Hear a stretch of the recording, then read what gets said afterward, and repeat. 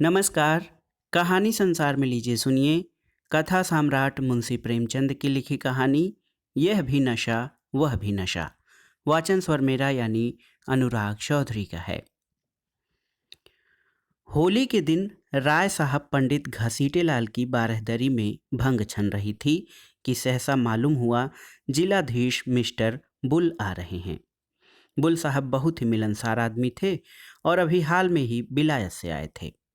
भारतीय रीत नीति के जिज्ञासु थे। बहुधा मेले ठेलों में जाते थे। शायद इस विषय पर कोई बड़ी किताब लिख रहे थे। उनकी खबर पाते ही यहाँ बड़ी खलबली मच गई। सब के सब नंग धिड़ंग मूसरचंद बने भंग छान रहे थे। कौन जानता था कि इस वक्त साहब आएंगे। फुर से भागे। कोई ऊपर जा छिपा, कोई घर में भागा, पर बेचारे राय साहब जहाँ के तहाँ निश्चल बैठे रह गए। आधे घंटे में तो आप कांख कर उठते थे और घंटे भर में एक कदम रखते थे। इस भगदड़ में कैसे भागते। जब देखा कि अब प्राण बचने का कोई उपाय नहीं है तो ऐसा मुंह बना लिया कि मानो वह जानबूझकर इस स्वदेशी ठाठ से साहब का स्वागत करने को बैठे हैं। साहब ने बरामदे में आते ही कहा, हेलो राय साहब, आज तो आपका होली है। राय साहब ने हाथ बांधकर कहा, हाँ सरकार, होली है। बुल बोले, खूब लाल रंग खेलता है। राय साहब ने कहा, हाँ सरकार, आज के दिन की यही बहार है। साहब ने पिचकारी उठा ली। सामने मटकों में गुलाल रखा हुआ था। बुल ने पिचकारी भरकर पंडित जी के मुंह पर छोड़ दी तो पंडित जी नहीं उठे। धन्य भाग, कैसे यह सौभाग्य प्राप्त हो सकता है। वाह रे हाकिम, इसे प्रजावात्सल्य कहते हैं। आह, इस वक्त सेठ जोखन राम होते तो दिखा देता कि यहाँ जिला में अफसर इतनी कृपा करते हैं।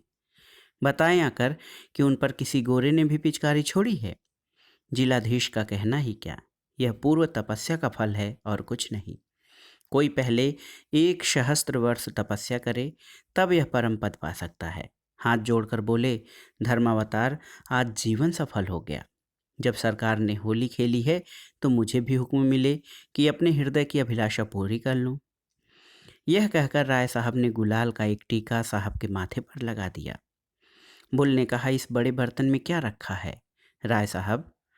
राय साहब ने कहा, सरकार, यह भंग है, बहुत विधि पूर्वक बनाई गई है हुजूर। बुल ने पूछा, इसके पीने से क्या होगा। राय साहब ने कहा, हुजूर की आंखें खुल जाएंगी, बड़ी विलक्षण वस्तु है सरकार। बुल ने कहा, हम भी पिएगा। राय साहब को जान पड़ा मानो स्वर्ग के द्वार खुल गए हैं और वह पुष्पक विमान पर बैठे ऊपर उड़े चले जा रहे हैं। ग्लास तो साहब को देना उचित न था, पर कुल्हड़ में देते संकोच होता था। आखिर बहुत ऊंच नीच सोचकर ग्लास में भंग उड़ेली और साहब को दे दी। साहब पी गए। मारे सुगंध के चित्त प्रसन्न हो गया। दूसरे दिन राय साहब इस मुलाकात का जवाब देने चले। प्रातःकाल ज्योतिषी से मुहूर्त पूछा। पहर रात गए साइत बनती थी, अतएव दिन भर खूब तैयारियां की। ठीक समय पर चले। साहब उस समय भोजन कर रहे थे। खबर पाते ही सलाम दिया। राय साहब अंदर गए तो शराब की दुर्गंध से नाक फटने लगी। बेचारे अंग्रेजी दवा न पीते थे। अपनी उम्र में शराब कभी न छुई थी। जी में आया कि नाक बंद कर लें, मगर डरे कि साहब बुरा न मान जाए। जी मचला रहा था, पर सांस रोके बैठे हुए थे। साहब ने एक चुस्की ली और गिलास मेज पर रखते हुए बोले, राय साहब, हम कल आपका बंग पी गया, आज आपको हमारा बंग पीना पड़ेगा। आपका बंग बहुत अच्छा था, हम बहुत सा खाना खा गया। राय साहब ने कहा, हुजूर, हम लोग मदिरा हाथ से भी नहीं छूते, हमारे शास्त्रों में इसको छूना पाप कहा गया है। बुल ने हंसकर कहा, नहीं नहीं, आपको पीना पड़ेगा राय साहब। पाप पुण्य कुछ नहीं, यह हमारा बंग है, वह आपका बंग है, कोई फर्क नहीं है। उससे भी नशा होता है, इससे भी नशा होता है, फिर फर्क कैसा। राय साहब ने कहा, नहीं धर्मावतार, मदिरा को हमारे यहाँ वर्जित किया गया है। बुल ने कहा, ऐसा कभी नहीं हो सकता। शास्त्र मना करेगा तो इसको भी मना करेगा, उसको भी मना करेगा, अफीम को भी मना करेगा। आप इसको पिए, डरे नहीं, बहुत अच्छा है। यह कहते हुए साहब ने एक गिलास में शराब उड़ेलकर राय साहब के मुंह से लगा ही तो दी। राय साहब ने मुंह फेर लिया और आंखें बंद करके दोनों हाथों से साहब का हाथ हटाने लगे। साहब की समझ में यह रहस्य न आता था। वह यही समझ रहे थे कि यह डर के मारे नहीं पी रहे हैं। अपने मजबूत हाथों से राय साहब की गर्दन पकड़ी और ग्लास मुंह की तरफ बढ़ाया। राय साहब को अब क्रोध आ गया। साहब खातिर से सब कुछ कर सकते थे पर धर्म नहीं छोड़ सकते थे। जरा कठोर स्वर में बोले, हुजूर, हम वैष्णव हैं, हम इसे छूना भी पाप समझते हैं।